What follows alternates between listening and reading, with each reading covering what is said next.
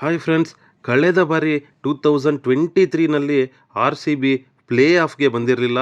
ಅದ್ರ ಬದಲು 6ನೇ ಪ್ಲೇಸಲ್ಲಿ ಒಂದು ಆಟವನ್ನು ಮುಗಿಸಿತ್ತು. ಹಾಗೆ 2020 ಮತ್ತು 2022ರಲ್ಲಿ ಪ್ಲೇ ಆಫನ್ನು ರೀಚ್ ಮಾಡಿತ್ತು ಆರ್ ಸಿ ಬಿ. ಹಾಗೆ 3 ಬಾರಿ ರನ್ನರ್ ಅಪ್ ಆಗಿದೆ ಆರ್ ಸಿ ಬಿ ಅವರು 3 ಬಾರಿ ಇದುವರೆಗೂ ರನ್ನರ್ ಅಪ್ ಆಗಿದ್ದಾರೆ. ಆದರೆ 16 ವರ್ಷಗಳಿಂದ ಇದುವರೆಗೂ ಆರ್ ಸಿ ಬಿ ಯಾವುದೇ ಟ್ರೋಫಿಯನ್ನು ಗೆದ್ದಿಲ್ಲ, ಕಪ್ಪು ನಮ್ಮದಾಗಿಲ್ಲ. ಆದರೆ ಈ ಬಾರಿ 2024ರಲ್ಲಿ ಕಪ್ಪನ್ನು ಗೆದ್ದು ಆ ಒಂದು ಆಸೆಯನ್ನು ನೀಗಿಸ್ತಾರೆ ಅಂತ ಅಂದ್ಕೊಳ್ತೀನಿ. ಮತ್ತೊಂದು ಕಡೆ ಪಿ ಎಲ್ನಲ್ಲಿ ವುಮನ್ ಪ್ರೀಮಿಯರ್ ಲೀಗ್ನಲ್ಲಿ ಕೂಡ ಆರ್ ಸಿ ಬಿ ಚೆನ್ನಾಗಿ ಆಡ್ತಾ ಇದೆ. ಸದ್ಯದ ಮಟ್ಟಿಗೆ 3ನೇ ಸ್ಥಾನದಲ್ಲಿದ್ದರೂ ಕೂಡ ಪರ್ಫಾರ್ಮೆನ್ಸನ್ನು ನೋಡಿದಾಗ ಒಳ್ಳೆಯ ಪರ್ಫಾರ್ಮೆನ್ಸನ್ನು ಕೊಟ್ಟಿದ್ದಾರೆ. ನಿನ್ನೆ ಮ್ಯಾಚ್ನಲ್ಲಿ ಸಾಕಷ್ಟು ಆಕ್ರಮಣಕಾರಿಯಾಗಿ ಆಡಿ ಮುಂಬೈಯನ್ನು ಕಟ್ಟಿಹಾಕಿ ಅತ್ಯುತ್ತಮವಾದಂಥ ಒಂದು ಗೆಲುವನ್ನು, ಅದು ಪೆರ್ರಿಯವರು ಒಂದು ಸೂಪರ್ಬ್ ಆದಂಥ ಒಂದು ಪರ್ಫಾರ್ಮೆನ್ಸನ್ನು ಕೊಟ್ಟಿದ್ದರು. ಟಾಪ್ ಲೀಸ್ಟಲ್ಲಿ ಇದ್ದಾರೆ. ಸ್ಮೃತಿ ಮಂದಾನ ಅವರು ಕೂಡ ತುಂಬ ಒಳ್ಳೆ ಫಾರ್ಮ್ನಲ್ಲಿದ್ದಾರೆ. ರಿಚಾ ಘೋಷ್ ಅವರು ಮೊನ್ನೆ ಮ್ಯಾಚಲ್ಲಿ ತುಂಬಾ ಅಗ್ರೆಸಿವ್ ಆಗಿ ಆಡಿದರು. ಈಗ ನಮ್ಮ ಮೆನ್ಸ್ IPL ತಂಡ ಈ ಬಾರಿ 16 ವರ್ಷಗಳ ನಂತರ ಒಂದು ಟ್ರೋಫಿಯನ್ನು ಗೆಲ್ಲುತ್ತಾ, 16 ವರ್ಷಗಳ ನಂತರ ವನವಾಸದಿಂದ ಮರಳಿ ಬಂದ ಸೀತೆಯಂತೆ ಕಪ್ಪನ್ನು ಗೆದ್ದು ಬೀಗತ್ತಾ ನೋಡಬೇಕಾಗಿದೆ. 16 ವರ್ಷಗಳ ನಂತರ ಆರ್ ಸಿ ಬಿ ಈ ಬಾರಿ ಕಪ್ಪನ್ನು ಗೆದ್ದೇ ಗೆಲ್ಲುತ್ತೆ ಅನ್ನೋಂಥ ಒಂದು ದೃಢವಾದ ನಂಬಿಕೆ ನನ್ನಲ್ಲಿದೆ. ಯಾಕಂದರೆ ಈ ಬಾರಿ ಡುಪ್ಲೆಸಿಸ್ ಅವರಿರ್ಬೋದು, ಗ್ಲೆನ್ ಮ್ಯಾಕ್ಸ್ವೆಲ್ ಅವರಿರ್ಬೋದು, ಕೊಹ್ಲಿ ಅವರಿರ್ಬೋದು, ಸಿರಾಜ್ ಅವರಿರ್ಬೋದು, ಎಲ್ಲರೂ ಒಳ್ಳೆ ಫಾರ್ಮ್ನಲ್ಲಿದ್ದಾರೆ. ಆ್ಯಕ್ಚುಲಿ ಈ ಬಾರಿ IPL 2024 ಆಕ್ಷನ್ನಲ್ಲಿ ಕೂಡ ಬೆಂಗಳೂರು 3 ಜನ ಫಾರಿನ್ ಪ್ಲೇಯರ್ಸನ್ನು ಮತ್ತು ಒಬ್ಬ ಇಂಡಿಯನನ್ನು ಬಿಡ್ ಮಾಡಿತ್ತು. ಯಶ್ ದಯಾಲ್ ಅವರನ್ನು ಕೂಡ ಬಿಡ್ ಮಾಡಿತ್ತು ಆರ್ ಸಿ ಬಿ. ಹಾಗೆ ಕ್ಯಾಮರೂನ್ ಗ್ರೀನ್ ಅವರನ್ನು ಮುಂಬೈ ಇಂಡಿಯನ್ಸಿಂದ ಕಸಿದುಕೊಂಡಿದೆ ಆರ್ ಸಿ ಬಿ ಅಂತಲೇ ಹೇಳ್ಬೋದು. ಈ ಎಲ್ಲ ಒಂದು ಬೆಳವಣಿಗೆಗಳಿಂದ ಆರ್ ಸಿ ಬಿ ಮನೆ ಸದೃಢವಾಗಿದೆ. ಆದರೆ ನಾವು ನೋಡಿದ್ವಿ, ಪೇಪರಲ್ಲಿ ಆರ್ ಸಿ ಬಿ ಒಂದು ಟೈಮಲ್ಲಿ ಸಿಕ್ಕಾಪಟ್ಟೆ ಸ್ಟ್ರಾಂಗ್ ಇತ್ತು, ಆಗೆಲ್ಲ ನಾವು ಕಪ್ಪನ್ನು ಗೆದ್ದಿಲ್ಲ. ಈ ಬಾರಿ ಕೆಲವೊಂದು ಕಡೆ ಪೇಪರ್ನಲ್ಲಿ ನೋಡಿದಾಗ ನಾವು ಸ್ಟ್ರಾಂಗ್ ಇಲ್ಲ ಅಂತ ಅನ್ನಿಸ್ಬೋದು. ಆದರೆ ಅದು ಏನಂದರೆ, ಒಂದು ಪರಿಶ್ರಮ ಪಟ್ಟರೆ ಅದು ಟ್ರೋಫಿಯಾಗಿ ಕನ್ವರ್ಟ್ ಆಗೋದ್ರಲ್ಲಿ ಯಾವುದೇ ಒಂದು ನಿಸ್ಸಂದೇಹ ಇಲ್ಲ ಅಂತಲೇ ಹೇಳ್ತೀನಿ. ಈ ಬಾರಿ ಆದರೆ ಒಂದು ವಿಪರ್ಯಾಸ ಏನಂದರೆ, ಬೇರೆ ತಂಡಗಳು 5 ಬಾರಿ ಕಪ್ಪನ್ನು ಗೆದ್ದಿದೆ. ಅಂದರೆ ಅದು ಚೆನ್ನೈ ಇರ್ಬೋದು, ಮುಂಬೈ ಇರ್ಬೋದು. ಆದರೆ ಆರ್ ಸಿ ಬಿ ಜರ್ಸಿ ಇವತ್ತು ಹೈಯೆಸ್ಟ್ ಸೆಲ್ಲಿಂಗ್ ಜರ್ಸಿ ಅಂತ ಒಂದು ಸಾಧನೆಯನ್ನು ಮಾಡಿದೆ. ಅಷ್ಟೇ ಅಲ್ಲ, ಆರ್ ಸಿ ಬಿ ಫ್ಯಾನ್ಸ್ ಏನಿದ್ದಾರೆ ಅದು ಸಿಕ್ಕಾಬಟ್ಟೆ.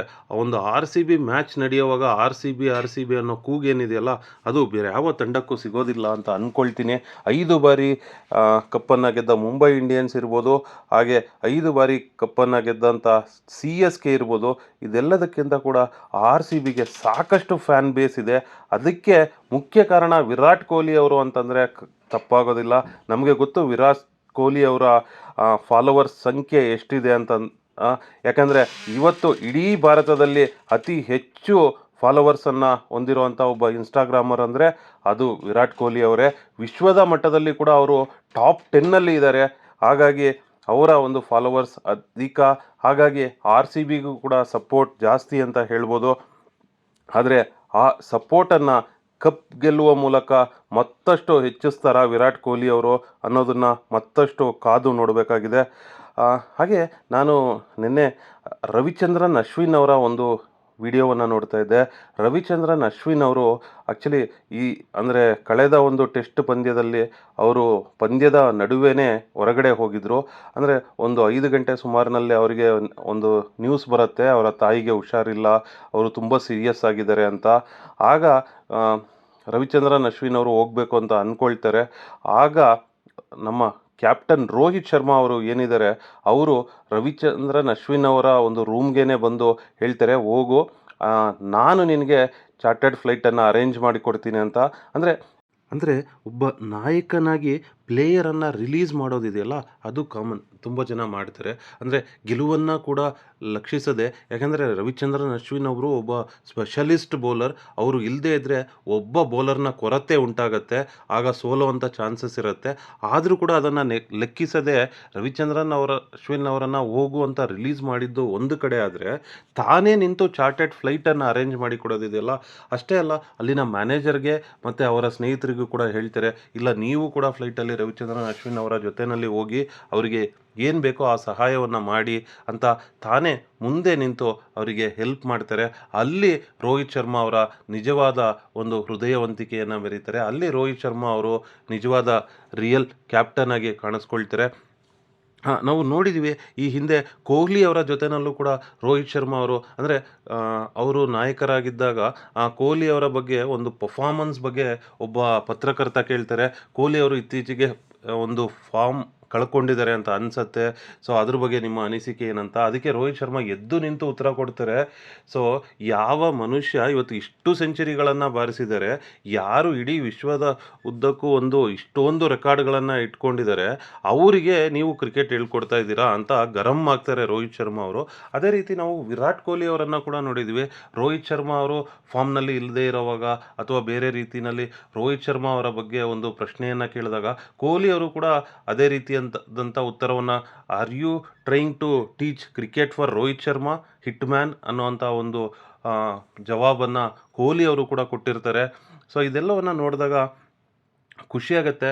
ಸೊ ನಿಜಕ್ಕೂ ಭಾರತ ತಂಡ ಒಂದು ಉತ್ತಮವಾದಂಥ ಸಾಧನೆಯನ್ನು ಮಾಡ್ತಾ ಇದೆ. ಅದಕ್ಕೋಸ್ಕರನೇ ಇವತ್ತು ಭಾರತ ತಂಡ T20ಯಲ್ಲಿ ಇರ್ಬೋದು, ಟೆಸ್ಟ್ನಲ್ಲಿ ಇರ್ಬೋದು, ಅಥವಾ ಒಂದು ದಿನಗಳ ಪಂದ್ಯದಲ್ಲಿ ಇರ್ಬೋದು, ಎಲ್ಲದರಲ್ಲೂ ಕೂಡ ನಂಬರ್ 1 ಸ್ಥಾನದಲ್ಲಿದೆ. 3 ಬಾರಿ ವಿಶ್ವಕಪ್ ಫೈನಲನ್ನು ತಲುಪಿದೆ.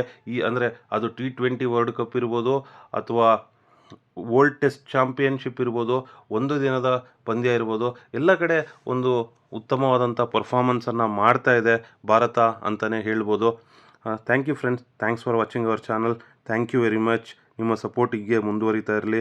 Thanks a lot. ಹಾಗೆ ಫ್ರೆಂಡ್ಸ್, ನಮ್ಮ ಚಾನಲನ್ನು ನೀವು ಇದುವರೆಗೆ ಸಬ್ಸ್ಕ್ರೈಬ್ ಮಾಡಿಲ್ಲ ಅಂತಂದರೆ ನಮ್ಮ ಚಾನಲನ್ನು ಸಬ್ಸ್ಕ್ರೈಬ್ ಮಾಡ್ಕೊಳ್ಳಿ. ಹಾಗೆ ನಮ್ಮ ಚಾನಲ್ಗೆ ಸಪೋರ್ಟ್ ಮಾಡಿ. ನಾವು RCB ಫ್ಯಾನ್ಸ್ಗಳಲ್ಲಿ ಒಂದು ರಿಕ್ವೆಸ್ಟ್ ಏನಂದರೆ, ನಮ್ಮ ಚಾನಲನ್ನು ಸಬ್ಸ್ಕ್ರೈಬ್ ಮಾಡಿ ಹಾಗೂ ನಮ್ಮನ್ನು ಸಪೋರ್ಟ್ ಮಾಡಿ. ಒಂದು ಹಂತದಲ್ಲಿ ಏನು ಅನಿಸುತ್ತೆ ಅಂದರೆ, ಎಲ್ಲೊಂದು ಕಡೆ ಭಾರತ ನಿಜಕ್ಕೂ ಒಂದು ಸಖತ್ತಾದ ಕನ್ಸಿಸ್ಟೆನ್ಸಿಯನ್ನು ತೋರಿಸ್ತಾ ಇದೆ.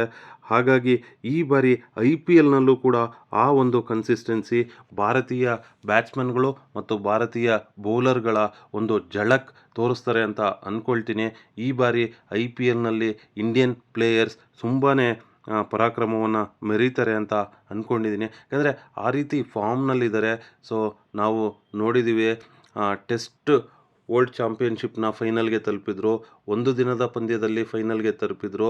ಹಾಗೆ ಅಂಡರ್-19ನಲ್ಲೂ ಕೂಡ ಭಾರತ ವರ್ಲ್ಡ್ ಕಪ್ ಫೈನಲ್ಗೆ ತಲುಪಿತ್ತು. ಈ ರೀತಿ ಉತ್ತಮವಾದಂಥ ಒಂದು ಪ್ಲೇಯರ್ಗಳ ಲಿಸ್ಟು ಏನಿದೆ, ಅದು IPLನಲ್ಲಿ ಭಾರತಕ್ಕೆ ಹೆಲ್ಪ್ ಆಗುತ್ತದೆ. ಭಾರತದ ಪ್ಲೇಯರ್ಗಳು ಒಂದು ಝಳಕನ್ನು ತೋರಿಸ್ತಾರೆ ಅಂದರೆ ತಪ್ಪಾಗೋದಿಲ್ಲ. Thank you friends, thanks for watching our channel. Thank you very much.